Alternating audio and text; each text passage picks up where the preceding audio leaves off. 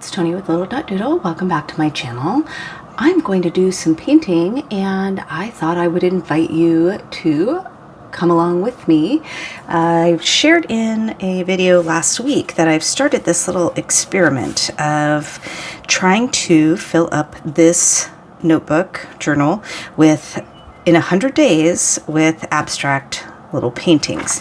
And I flipped through some of the ones that I've been doing, but I thought I would maybe just dedicate a few more minutes to sharing this, that maybe it would inspire you to start a little project or experiment of your own. So just to recap really quick, I did steal this setup from Pinterest. I will show you how I pick my colors. I date stamp it.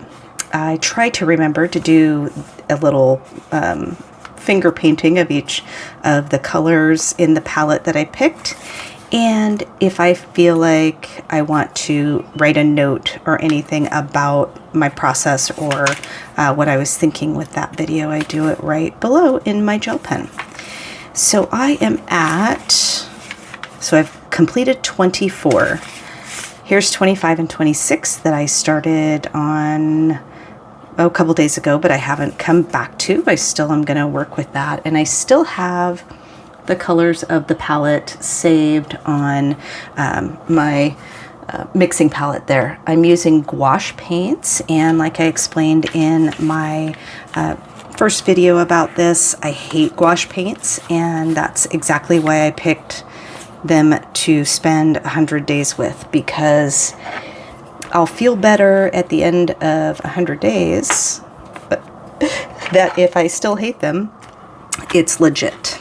But I'm actually finding a place for them, perhaps, in my art. So I start off by clipping these little templates that I cut out.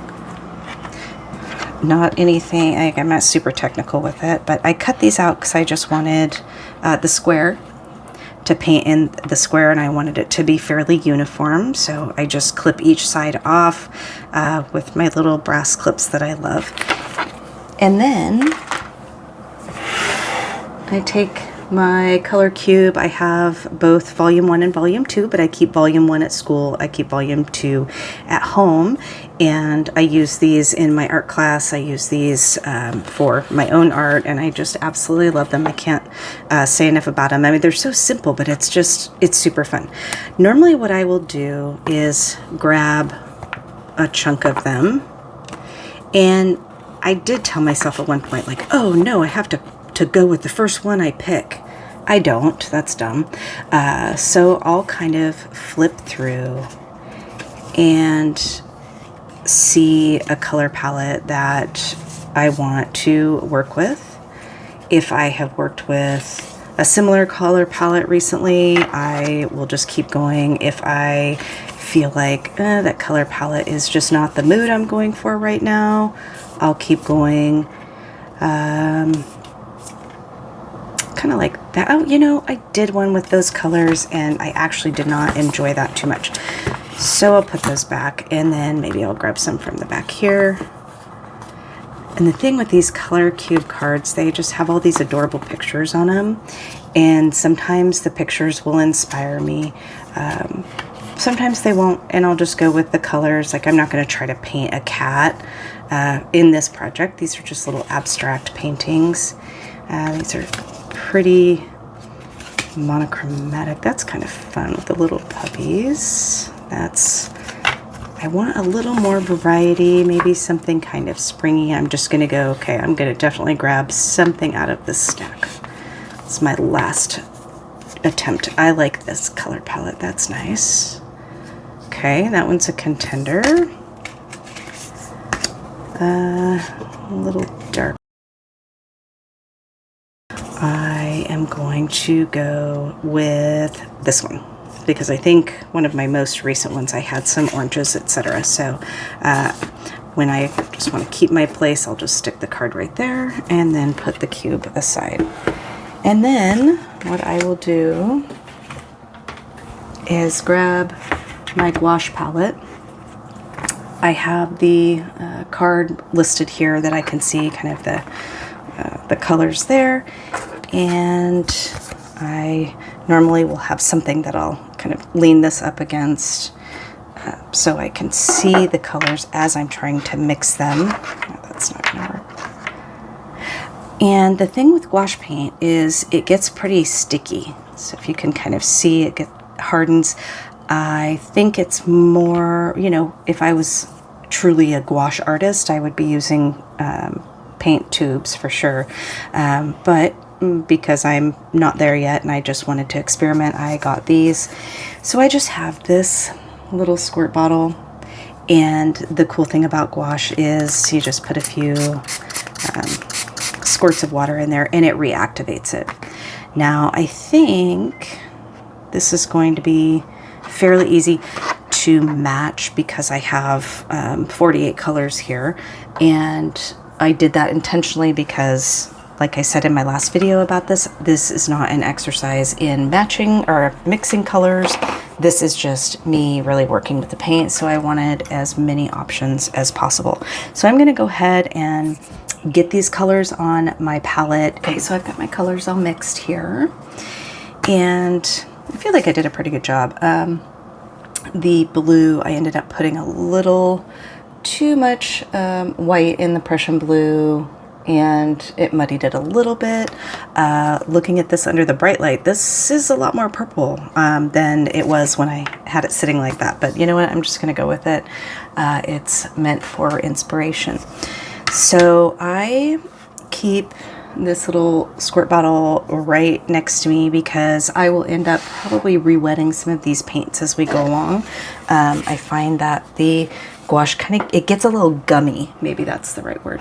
It gets a little gummy, and just a little bit of water reactivates it. That's actually one of the things that I appreciate about it, is that it's not hard to get it going again with a little bit of water.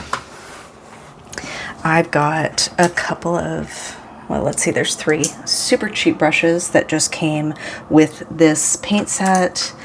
I have this little guy that I'll do some accents with, and then I have a fan brush, and then I just grabbed this. It holds my Tom's pen nibs, and it's just this little plastic container that I will use to dip in the paint and make some circles. I tend to look around the room, whether I'm at school or home, what can I dip in some paint. I generally start dark and then do some layers. I don't overthink what I'm putting down. If it goes outside of the square, if it bleeds through, I really don't care.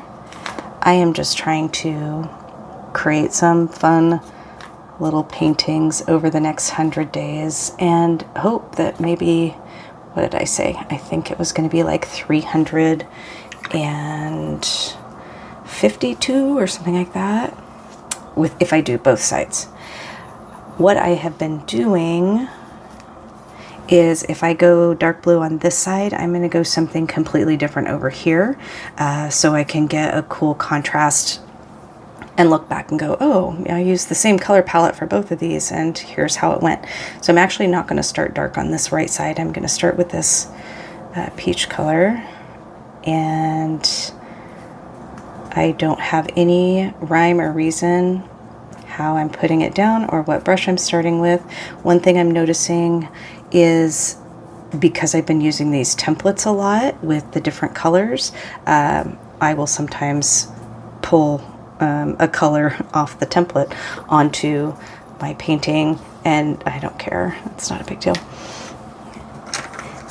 And then I do 2 at a time so that I can let this one dry, go back to this one, let that one dry, go back to this one. I do that with watercolor as well. I always have like 2 little projects going on at once, because I don't like to just sit and wait for the paint to dry. So I'll just go in with this lighter kind of peachy, fleshy color. And I kind of, oh, that's fun. Kind of like how it dragged some blue through that, because the blue's not super dry. and I'll just let that be what it is. I'm having a lot of fun actually with these little paintings because I'm not overthinking. And if you are an overthinker and you struggle with that in art, I can tell you, taking on a project like this where it's just like nothing matters. There is nothing that matters about this. This is just 100%. I woke up one day and I was like, I want to do something different. I looked on Pinterest. I saw this person's little abstract art notebook and the way she set it up, and I said, I really like that. I'm going to copy it. I'm going to put my own spin on it. And then here I am. There are some compositions that I like a lot better than others. I don't feel like these are great pieces of art, and I just don't care. I'm trying to hold myself accountable to use all of the colors in all of the compositions. So like I'm already looking at this one going, I don't really want to put black on that, but I'm going to try. So probably just real minimal. I think I'll just do some little ups and downs like that. And I try not to copy, like I just copied the same movement. And I try not to do that.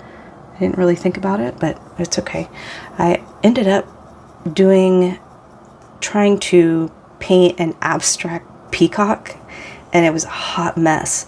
But the cool thing was I just literally just painted right over it, and the peacock just went away. So it wasn't a big deal.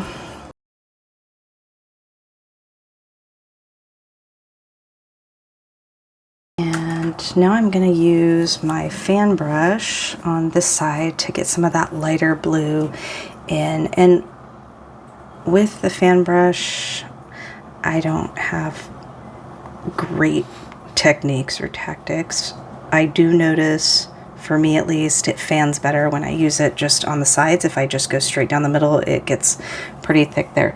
We'll see. But if I just kind of go like that, oh, that's fun. That's pulling the black through.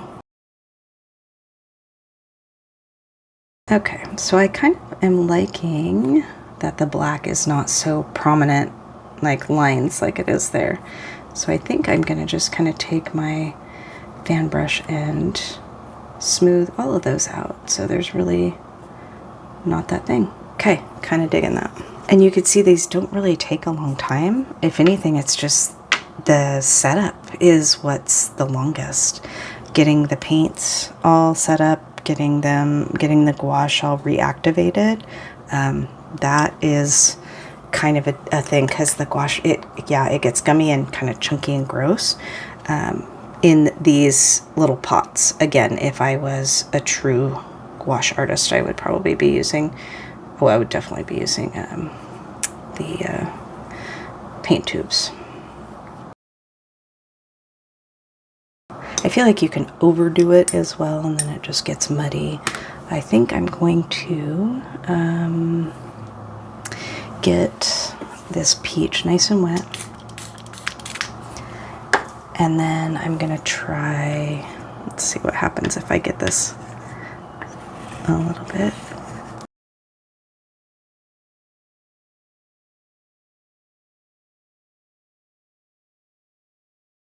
Okay, I'll probably leave that there for now. I feel like this needs something. I'm not quite sure what, so I'm just going to jump in and try something. I'm going to take this little guy.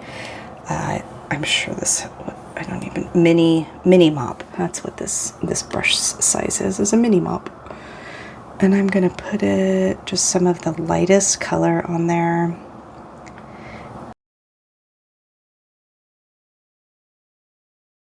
Okay, I feel like I'm kind of getting to the point with this one that if I do much more to it, it's just going to be too busy. This guy, I feel like it needs a little something else. I'm not sure what color, because I feel like this light blue isn't going to really show up as much as I want it to. So I might take my brush and just get the black super, super wet and do some black splatters on there. And the nice thing about gouache, like watercolor, like you can see, I like have, well, maybe you can't see on camera, but it like has splattered black all over my desk, and it'll wipe up super easy. I think I might be done. Now, when I think I'm done, I will take my templates off and kind of just get a peek. See, it bled quite a bit through there. I'll show you what I'm going to do with that. And then I will let these guys get a little more dry before I do anything else to them. I wanted to show you, so with this edge here, where it's pretty gloppy, I don't care, but I'll show you what I would do if I did care, or down here. So I took my flat brush, got it a little wet, and I will just kind of push that paint up, wipe my brush off, get it wet again, not too wet, and then just kind of keep working that, and then even grab, oh, I don't have a fresh paper towel here. And watercolor kind of does the same thing, so you can clean up lines. It's not perfect, but it can kind of get rid of some blobs. I just made it worse there, but anyway, if you wanted to clean up some borders or lines around it, it does get reactivated by water, and you can do that. So then the last few things I do is put the date on it. 2035. I think somebody I bet one of my students messed with my date stamp, because it wouldn't have just got that far off by itself. That's better. And I give it a little border just with my little gel pen. So since this was wet, that didn't really show up all that well. So I'm just going to draw my line right through it.